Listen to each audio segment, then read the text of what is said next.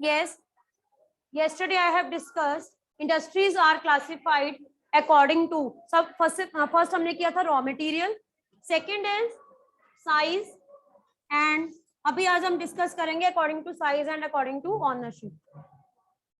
इसको तो याद करने की जरूरत ही, नाम से पता लगता है कि कई इंडस्ट्रीज को साइज के अकॉर्डिंग जो है वो स्मॉल स्केल इंडस्ट्रीज या लार्ज स्केल इंडस्ट्रीज में डिवाइड किया जाता है।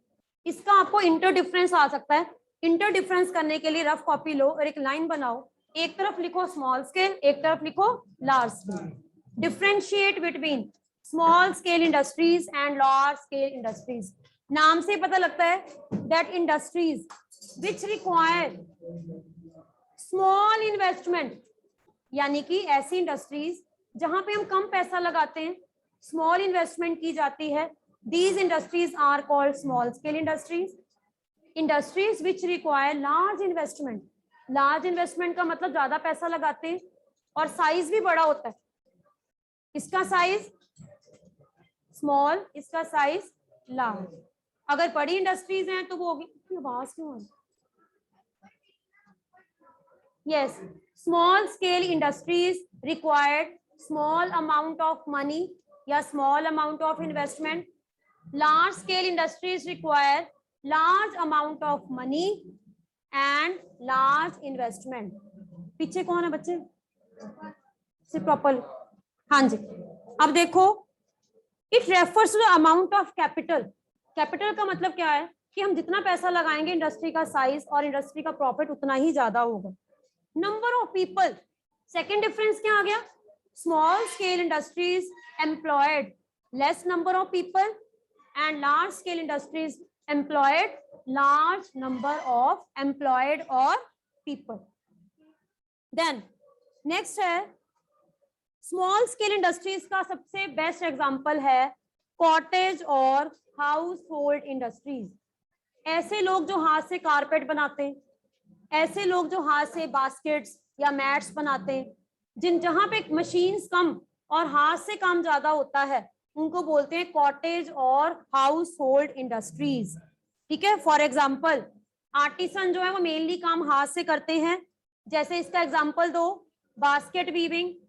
अगर मैं आपसे ये पूछूं कि बेटा स्मॉल स्केल इंडस्ट्री का बेस्ट एग्जांपल दो, तो क्या आएगा?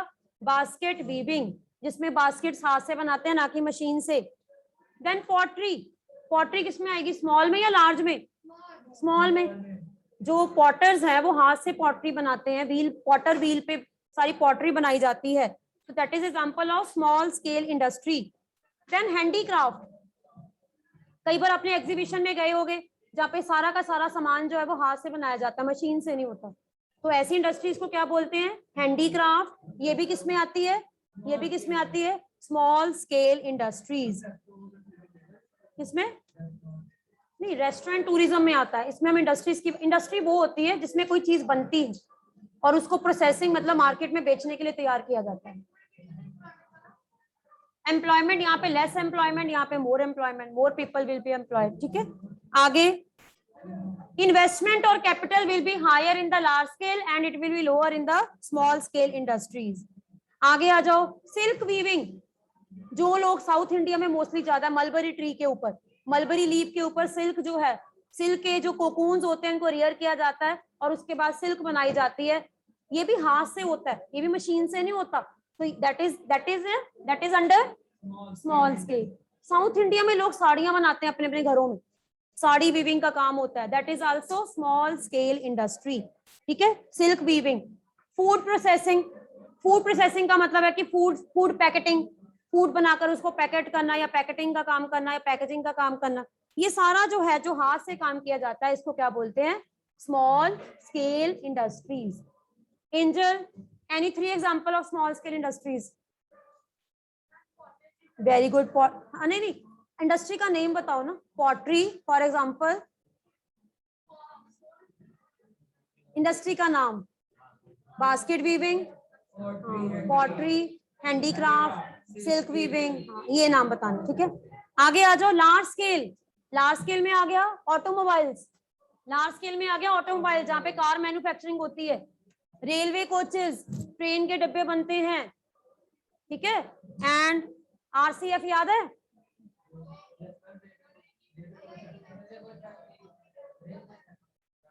RCF रेलवे कोच फैक्ट्री, या गए हो बच्चे कभी आप?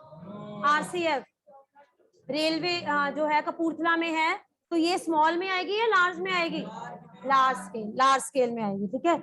जहाँ पे एयरप्लेन बनते हैं, एरोप्लेन्स बनते हैं, हेलीकॉप्टर्स बनते हैं, शिप बनते हैं, तो that is large scale industry. तो इसके एग्जांपल लिखो, ship building, rail coach factory. Next is airplane या एरोप्लेन बिल्डिंग इंडस्ट्री, जहां पे एयरप्लेन्स बनते हैं, एयरक्राफ्ट, एरोनॉटिकल कहते हैं, एरोनॉटिकल। कल को जब आप नॉन मेडिकल लोगे ना, उसके बाद आपने इंजीनियरिंग करनी है, तो कई बच्चे एरोनॉटिकल में जाते हैं, जहाँ पे वो एरोनॉटिक्स से रिलेटेड जो है स्पेयर पार्ट सारा जो है उसकी टेक्निकल नॉलेज लेते हैं, डिग्री होती है इनकी। That is related with the large scale industry. Manas, is it clear difference between small scale and large scale? Janvi clear है? डिफरेंस क्लियर है? ओके प्रबल, हाँ जी क्लियर है बेटा? ओके नेक्स्ट आ जाओ, ऑनरशिप। ऑनरशिप का मतलब होता है फैक्ट्री किसके अंडर है। बच्चे इसको हम 4 पार्ट्स में डिवाइड कर सकते हैं। Number 1 private, number 2 public, number 3 joint sector, number 4 cooperative. अच्छा अभी ये देखो, हमारी कंट्री में बहुत सी ऐसी इंडस्ट्रीज हैं जो फुली प्राइवेट कंट्रोल में, फुली प्राइवेट कंट्रोल, जैसे इसका बेस्ट एग्जांपल है रिलायंस। रिलायंस इंडस्ट्री किसके अंडर है? रिलायंस के जितने भी शोरूम, अब तो चलो बंद हो गए हैं, लेकिन पहले रिलायंस वगैरह जो भी थे किसके अंडर थे? प्राइवेट, ठीक है। तो ऐसी इंडस्ट्रीज, जो इंडस्ट्रीज पूरी तरह से 100% owned, controlled and manage by private people या private industries, these are called private industries. Again 3 word याद रख लो, ओन, कंट्रोल्ड एंड मैनेज, ये वर्ड याद रखो हर एक में। अब आपने क्या बताना है? The countries, industries which are owned, owned का मतलब है मालिक कौन है? प्राइवेट है, ठीक है। कंट्रोल, वही मालिक उनको कंट्रोल करता है, ये मालिक 1 भी हो सकता है, 5 भी हो सकते हैं, 10 भी हो सकता है, ठीक है। Controlled and manage by private people, these industries are called private industries. पहले इनका मीनिंग याद करो, फिर हम एक एक एग्जांपल याद करेंगे, 2-2 एग्जांपल। देन पब्लिक, पब्लिक नाम से पता लगता है गवर्नमेंट। फुली कंट्रोल किसको होगा? फुल कंट्रोल किसको होगा? Government. All the industries which are owned, controlled and managed by government, these are called public industries.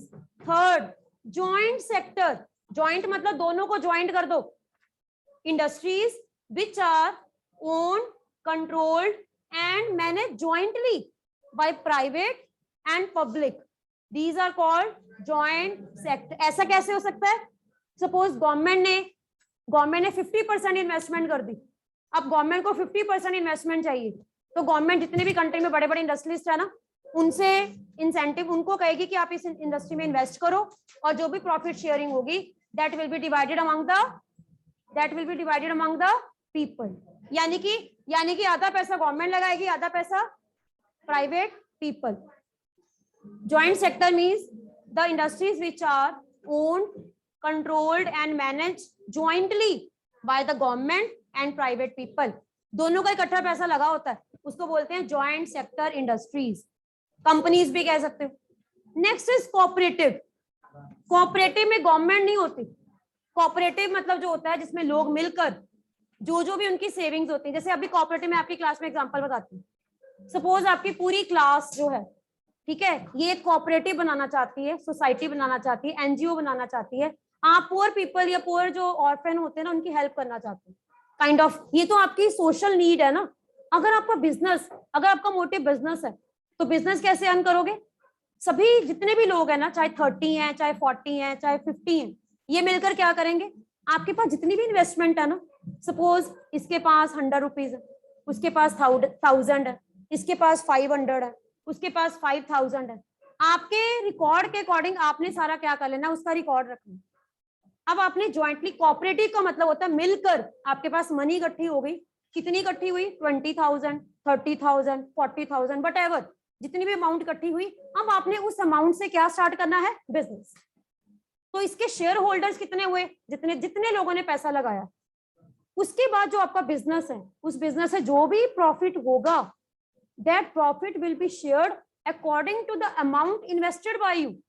जिसने कम मनी लगाई है उसको कम प्रॉफिट का मतलब उसको कम आएगा, कम मनी आएगी। जिसने ज्यादा लगाया उसको ज्यादा आएगा। और आपको पता है, आप जो बटर खाते हो अमूल, इसकी फुल फॉर्म क्या है, Anand milk users limited, and that is a cooperative society. Amul जो है वो गवर्नमेंट के अंडर नहीं है, ये किसके अंडर है, कोऑपरेटिव सोसाइटी। ठीक है, ये बच्चे जब ये बना था ना, अमूल बना था, तब कुछ फार्मर्स ने इसकी शुरुआत की। फार्मर्स ने मिलकर इन्वेस्ट किया और इन्वेस्ट करके अपने जो भी डेयरी प्रोडक्ट्स हैं उसे बटर कर्ड वगैरह बनाना शुरू किया। धीरे धीरे ये कोऑपरेटिव इंडस्ट्री इतनी ज्यादा लार्ज स्केल पे एक्सपैंड हुई कि इसकी प्रॉफिट भी बढ़ता गया एंड मोर पीपल ज्वाइन। और आगे से आगे फिर ये बिजनेस जो है वो शेयर बिजनेस बन जाता है। शेयर बिजनेस का मतलब क्या होता है, सपोज आपको फैक्ट्री में नहीं जाना ना, आपको वहां पे कुछ किसी भी तरह से जो है वो काम करना है, आपने जस्ट क्या करने हैं, उनके शेयर्स खरीदने। शेयर्स का मतलब क्या होता है, सपोज फैक्ट्री जो है वो अपने शेयर्स निकाल रही है, आप घर बैठे शेयर पे इन्वेस्ट कर सकते हो। एक शेयर जो है वो 200 रुपीज का है, 200 रुपीज का है, तो आपने अगर 5 शेयर्स खरीद लिए, हार्दिक आपके पास कितने पैसे हुए, कितने हो गए, एक शेयर अगर 200 का है, आपने कितने खरीदे, 500। ओके, नेक्स्ट ईयर कंपनी को बेनिफिट हुआ, कंपनी ने उसी शेयर का प्राइस 250 कर दिया, आपको घर बैठे आपका शेयर बढ़ गया। पहले वो कितने का था, 200 का, अब कितने का हो गया, 250 का। कई बार लॉस भी होता है, कंपनी को लॉस हुआ तो कंपनी ने शेयर का प्राइस रिड्यूस कर दिया, शेयर प्राइस 100 रह गया, आपका पैसा घर बैठे खत्म हो गया। अब जो पैसे आपके 1000 के शेयर से अब कितने के रह गए, 500। और आपको पता है आजकल लोग शेयर मार्केट में बहुत ज्यादा इन्वेस्ट करते हैं, शेयर मार्केट में, लेकिन समझ होनी चाहिए कि आपने कब शेयर को खरीदना है, कब उसको बेचना है। ठीक है, तो ऐसे कोऑपरेटिव सोसाइटीज ऐसे चलती है। तो ये भी काइंड ऑफ इंडस्ट्रीज है। तो जस्ट इंडस्ट्रीज हर तरह की होती है, प्राइवेट भी होती है, पब्लिक भी होती है। अच्छा, जो लोग प्राइवेट इंडस्ट्रीज में काम करते हैं ना, अब जैसे रिलायंस बंद हो गई तो they can be thrown anyway, dismiss कर दिया जाता है, तो उनकी जॉब सिक्योरिटी नहीं होगी। But those who are doing job in public, government में है, तो उनकी जॉब सिक्योरिटी होगी और उनकी जॉब परमानेंट होगी। ज्वाइंट सेक्टर की भी परमानेंट ही होती है क्योंकि उनको भी गवर्नमेंट स्केल ही मिलता है। हाँ, लेकिन कोऑपरेटिव क्या है, कोऑपरेटिव क्या है, जब आपके पास मनी होगी आप इन्वेस्ट करोगे, जब मनी नहीं होगी तब आप इन्वेस्ट नहीं करोगे। कोऑपरेटिव सोसाइटी बन गई है, सोसाइटी। अब बैंक भी 3 तरह के होते हैं, private bank ICICI, government bank Punjab PNB, and cooperative, किसी बैंक के आगे कोऑपरेटिव लिखा होता है, कोऑपरेटिव बैंक। ठीक है, तो इसी तरह से इंडस्ट्रीज जो है, अब आपको क्या याद करना है, इनकी डेफिनेशंस और इनके एग्जांपल्स। ठीक है, नंबर 1, सबसे पहले private industries are owned, controlled and managed by the private people. For example, Reliance लिख दो इसमें, Reliance Industry. For example, Reliance Industry. Second, public industries are owned, controlled and managed by government. इसका best example है HAL and SAIL. अब इसकी full form याद करो, Hindustan, HAL means Hindustan aeronautics, जो एरोप्लेन बनाती है, ऐसी industry, Hindustan aeronautics, AERONAUTICS, aeronautics, Hindustan aeronautics limited. ये गवर्नमेंट है, गवर्नमेंट अंडर है, मतलब जो भी यहाँ पे जॉब करता है उसको गवर्नमेंट सैलरी देगी। Next is SAIL, SAIL, Steel Authority of India Limited, SAIL, Steel Authority of India Limited, ये भी गवर्नमेंट है। हमारी कंट्री का मेजर आयरन एंड स्टील यहाँ पे प्रोड्यूस होता है, स्टील बनता है, आयरन एंड स्टील। एक आपने टिस्को याद है, टिस्को किसमें आएगा? प्राइवेट। टिस्को क्या है? प्राइवेट है। सेल क्या है? टिस्को प्राइवेट है, सेल क्या है? गवर्नमेंट, पब्लिक है, गवर्नमेंट है। टिस्को की ऑन कंट्रोल कौन करता है? प्राइवेट पीपल है, ये गवर्नमेंट के अंडर। उसमें प्राइवेट पीपल पैसा लगाएंगे, इसमें गवर्नमेंट लगाएगी। अच्छा, प्राइवेट और गवर्नमेंट स्कूल में क्या फर्क होता है? ऐसे ही है, इंडस्ट्रीज का भी ऐसे होता है। ये प्राइवेट अपनी इसमें लॉस हुआ तो पर्सन को लॉस होगा, इसमें लॉस होगा तो पर्सन को लॉस नहीं होगा, लॉस किसको होगा? गवर्नमेंट को लॉस होगा। ठीक है, हाँ जी। नेक्स्ट आ जाओ, ज्वाइंट सेक्टर। मारुति उद्योग लिमिटेड, ये क्या है? जो मारुति कार बनती है, मारुति के जितने भी कार के ब्रांड बनते हैं, ये सारी इंडस्ट्रीज, ये किसके अंडर है? क्या है?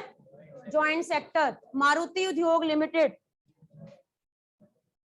मारुति कार्स बनती हैं, उनके आगे जितने भी ब्रांड्स हैं, ये शोरूम्स हैं, ये सारे 50% पैसा प्राइवेट है, 50% पैसा गवर्नमेंट है, ज्वाइंट है, ज्वाइंटली मैनेज है।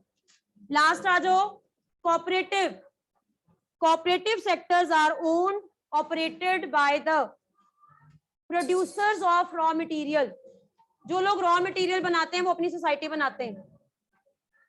प्रोड्यूसर्स ऑफ रॉ मटेरियल, जैसे मिल्क, मिल्क से रिलेटेड है Amul, Anand milk users limited या यूनियन लिमिटेड। एक है Sudha dairy, Sudha dairy, that is example of cooperative sector. Anand milk union limited, Amul, then Sudha dairy. ये आपने याद रखने हैं कि ऑनरशिप के बेसिस के ऊपर इंडस्ट्रीज जो है वो अलग अलग तरह की होती हैं। ये तो आपने अभी तक सिर्फ की हैं टाइप्स। किसी एरिया में इंडस्ट्री लोकेट करने के लिए कौन कौन से फैक्टर्स रिस्पॉन्सिबल होते हैं? अच्छा, अब सोचो कि आपके पास मनी है, आपने इंडस्ट्री लगानी है। इंडस्ट्री लगाने से पहले, बिजनेस लगाने से पहले, क्या ऐसे ही कहीं भी इंडस्ट्री लगा दोगे? सबसे पहले आपको चाहिए कि उस इंडस्ट्री में रॉ मटेरियल आपको इजीली मिलेगा या नहीं। एक पर्सन है, वो घूमने के लिए जून जुलाई में छुट्टियों में माउंटेन एरिया में चला गया, वहां पे उसको बहुत ज्यादा लैंड फ्री में मिल गई, वो खुश हो गया कि हाँ जी लैंड मिल गई, ठीक है। लेकिन कोई भी रॉ मटेरियल जाने के लिए अब उसको हाईवे यानी कि ऊपर हिली एरियाज में जाना पड़ेगा, तो सबसे बड़ी प्रॉब्लम क्या आएगी? ट्रांसपोर्टेशन। नंबर 2 क्या आएगा? सूटेबल एनवायरनमेंट नहीं होगा। थर्ड इज लेबर, लेबर उनको चीप मिलेगी या कॉस्टली? कॉस्टली। तो ऐसी इंडस्ट्रीज या ऐसी फैक्ट्रीज हिली एरियाज में लगाने का फायदा ही नहीं। इसका मतलब है इंडस्ट्रीज लगाने के लिए कुछ फैक्टर्स जो हैं वो देखने पड़ते हैं। कौन कौन से फैक्टर्स हैं? सो आपने अलग से क्वेश्चन लिखना है, which are the factors affecting for location of industries? which are the factors, which are the important factors affecting the location of industries? अब इसको ना आपने हर फैक्टर को पहले लिखना है और आपको उसको एक एक लाइन में एक्सप्लेन करना होगा अगर ये लॉन्ग क्वेश्चन में आता है, ठीक है। आपको पता होना चाहिए कि उस फैक्टर की क्या इंपॉर्टेंस है। नंबर 1, सबसे पहले किसी भी इंडस्ट्री में रॉ मटेरियल चाहिए। सपोज कोई पर्सन है, वो एक प्लांट मतलब लगा ले, कॉटन इंडस्ट्री का प्लांट लगा ले, और वो ये सोचे कि मेरे पास तो बहुत पैसा है, मैं ना रेडीमेड शर्ट का बिजनेस करता हूँ या फिर मैं शर्ट्स बनाता हूँ। लेकिन उसको रॉ मटेरियल कॉटन लाने के लिए पूरा प्रॉपर जो है वो बहुत ज्यादा एरिया कवर करना पड़े, और रास्ते में उसके साथ कुछ भी हो सकता है, ट्रक्स के कुछ भी हो सकता है, एक्सीडेंट भी हो सकता है, या उसका जो रॉ मटेरियल डैमेज भी हो सकता है। इसका मतलब क्या होता है? Availability of raw material. Number 1, industry वहीं लगानी चाहिए जहां पर आपको रॉ मटेरियल इजीली मिल जाए, साथ ही हो लोकेशन, साथ ही हो। Number 1, easy availability of raw material. अब इसको एक लाइन में कैसे एक्सप्लेन करोगे? That industries can be located where raw material should be easily available. Example बताओ इसका। For example, for making textile requirement of cotton, ठीक है, requirement of cotton is there. तो इंडस्ट्रीज जो है वो वहीं पे लगानी चाहिए जहां पर उनको इजीली कॉटन मिल जाए, ठीक है। For textile industry, cotton as a raw material, cotton as a raw material should be available, should be available. Second आ जाओ लैंड. किसी भी जगह पर इंडस्ट्री लगाने के लिए नंबर 2 क्या चाहिए? लैंड. हवा में थोड़ी इंडस्ट्री लगाओगे, कहां पे चाहिए? लैंड प्रॉपर होनी चाहिए. फैक्ट्री बनाने के लिए लैंड प्रॉपर होनी चाहिए. और लैंड जो है वो भी कहां पे होगी? सिटी के अंदर थोड़ी मिलेगी. कहां पे मिलेगी? इंडस्ट्रियल एरियाज होते हैं ना, इंडस्ट्रियल एरियाज जहाँ पे इंडस्ट्रीज ही होती है मेन, जहाँ पे हर चीजें उनको इजीली मिल जाती हैं. लैंड. अच्छा, अगर एक पर्सन है, वो फार्मर है, ठीक है, उसकी लैंड फर्टाइल है, एलुवियल सॉइल है उसकी, और वो कहता है कि उसको फार्मिंग उसने छोड़कर वो सारी की सारी एग्रीकल्चर लैंड इंडस्ट्री में दे दे, तो क्या होगा? लॉस होगा, क्योंकि उसने एग्रीकल्चर लैंड के ऊपर क्या बना दी? इंडस्ट्री. जिस लैंड को फूड क्रॉप्स के लिए ग्रो करना था, उस लैंड पे उसने इंडस्ट्री बना दी. तो लैंड जो है वो इंडस्ट्री के लिए सुटेबल होनी चाहिए, जो उस एरिया के अकॉर्डिंग हो, सॉइल के according. Third is availability of water. Availability of water. Industry हमेशा वहीं पे लगानी चाहिए जहां पे आपको वाटर इजीली अवेल हो जाए. Water, easy availability of water. Then cheap labour. आपने इंडस्ट्री लगा ली बिना सोचे समझे, अब लेबर नहीं आ रही है और लेबर को बुलाने के लिए आपको हाई कॉस्ट देनी पड़ रही है, तो आपको प्रॉफिट होगा या लॉस? लॉस. तो क्या चाहिए? इंडस्ट्री लगाने के लिए labour should be cheap and more labour should be required. Labour ज्यादा होनी चाहिए. Then next is transportation and communication. Transportation and communication. आपने ऐसी जगह पे इंडस्ट्री लगा ली जहां पे ट्रक्स ही नहीं आ सकते, लोकेलिटी बहुत टाइट है, रोड्स बहुत नैरो हैं, तो क्या होगा? क्या होगा?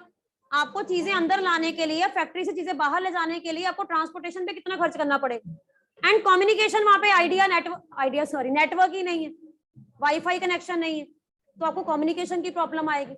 इट मींस इंडस्ट्रीज वहां पे लगानी चाहिए जहां पे transportation and communication should be easily available.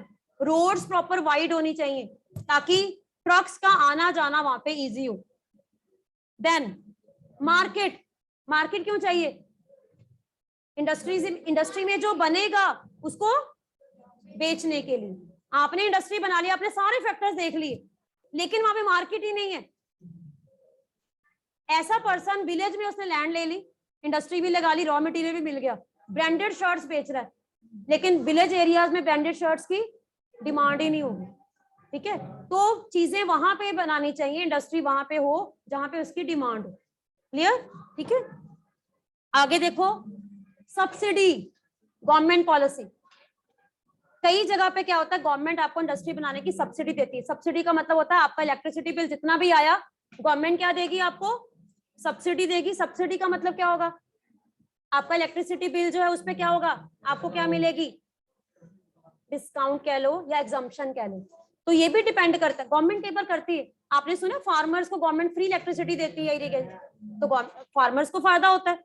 इसी तरह से इंडस्ट्रीज जो है वहीं पे लगानी चाहिए जहां पे proper government policies, favourable government policies लिख लो, फेवरेबल गवर्नमेंट पॉलिसीज या सब्सिडीज, सब्सिडी दे गवर्नमेंट. और proper infrastructure. Infrastructure should be proper. Infrastructure का मतलब होता है आपको इंडस्ट्री लगाने के लिए जो जो भी रिक्वायरमेंट्स है वो इजी आपको मिलनी चाहिए. अगर ये सारी चीजें होंगी तो आप किसी भी जगह पर इंडस्ट्री आप लगा सकते हो और आपको प्रॉफिट होगा, और इंडस्ट्रियल रीजन, जो इंडस्ट्रियल एरियाज हैं, वो सक्सेसफुल हो सकते हैं. ठीक है, आगे आ जाओ. जैसे बच्चे आपने फार्मर में किया था, फार्मिंग में किया था, इनपुट, प्रोसेस एंड आउटपुट. आपने अब मुझे 2 एक्टिविटीज बतानी है.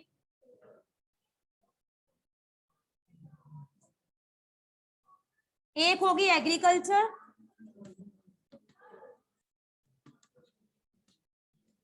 सेकंड बतानी है इंडस्ट्री. एग्रीकल्चर में इनपुट, प्रोसेस, आउटपुट. ऐसे ही इंडस्ट्री में इनपुट, प्रोसेस एंड आउटपुट. इसमें देखो, एग्रीकल्चर में क्या आएगा बेटा, इनपुट है sugar cane,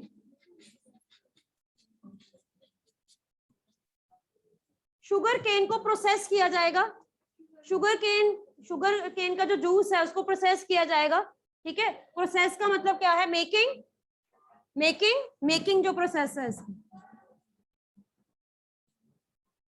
and final output क्या होगी, जिसको बाजार में बेचेंगे, दैट इज शुगर। ये है एग्रोबेस, क्या है ये, एग्रोबेस। अब आ जाओ इंडस्ट्री, इनपुट क्या है, कॉटन, प्रोसेस क्या है, ये सारा आपने उसमें किया है चैप्टर में। कॉटन का प्रोसेस, सपोज एक कॉटन मिल है, कॉटन से क्या बनेगा, कॉटन से क्या बनेगा, फाइबर, थ्रेड बनेगा, थ्रेड से क्या बनेगा, टेक्सटाइल, उसको फिर डाई किया जाएगा, डाई के बाद उसकी स्टिचिंग की जाएगी, ये सारा क्या है, ये सारा क्या है, process of making textile, textile बनेगा, कपड़े का प्रोसेस है सारा, जो कहाँ पे बनेगा, मिल। उसके बाद मिल से आगे कपड़ा, जहां पे भी स्टिचिंग सेंटर्स हैं या व्हाटएवर जो भी है, आउटपुट जो आपने पहनी हुई है, क्या पहना हुआ है, शर्ट। अब आपको नहीं पता, आपने जो शर्ट्स पहनी है, इस शर्ट को बनाने में कितने लोगों का हाथ है, एक शर्ट को बनाने में किसी ने इसको, जहां से आपने पहले खरीदी, किसी ने इसकी पैकेजिंग की, किसी ने इसके ऊपर बटन लगाए, किसी ने इसकी स्टिचिंग की, किसी और ने इसकी कटिंग की, कटिंग्स के पहले किसी ने इसका प्रॉपर जो है वो सारा थान तैयार किया होगा, कहीं किसी जगह पे ये इसका प्रॉपर जो है वो रोल बना होगा, थ्रेड बना होगा, और कहीं किसी और जगह पे फार्मर्स ने इस कॉटन को ग्रो किया होगा। तो अल्टीमेटली शर्ट जो है, शर्ट की भी एक स्टोरी है, आपने जो शर्ट पहनी है इसकी स्टोरी लॉन्ग स्टोरी है, बिकॉज इसका मेकिंग प्रोसेस जो है that is very long. Clear. Same आप किसी के बर्थडे पे केक लेकर आए हो, केक आप लेकर आए हो, लेकिन केक की भी एक स्टोरी है, केक को बेक किसने किया, लेकिन वो क्या है, मेकिंग प्रोसेस, फाइनल क्या है, केक, और इनपुट क्या है जो आपने केक में लगाया, ठीक है।